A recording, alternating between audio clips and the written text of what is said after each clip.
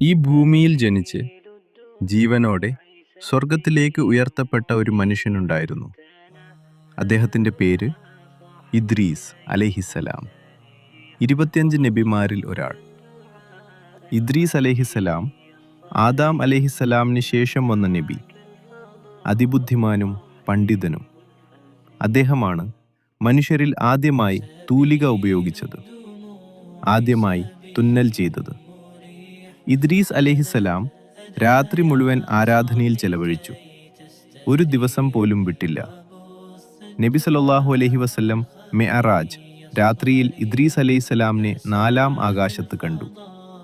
ഒരു മലക്ക് ഇദ്രീസ് അലൈഹിസ്സലാമിനെ ആകാശത്തേക്ക് കൊണ്ടുപോകാൻ അനുവാദം ചോദിച്ചു.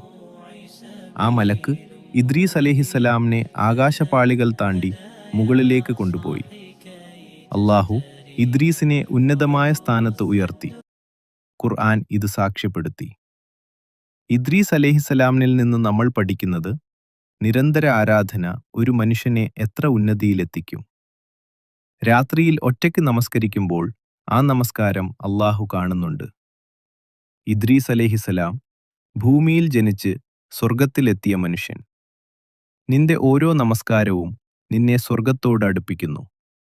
താഴെ കമന്റിൽ സുബ്ഹാനല്ലാഹ് എഴുതൂ. ഇദ്രീസ് അലൈഹിസ്സലാമിന്റെ കഥ നിങ്ങളെ സ്പർശിച്ചെങ്കിൽ.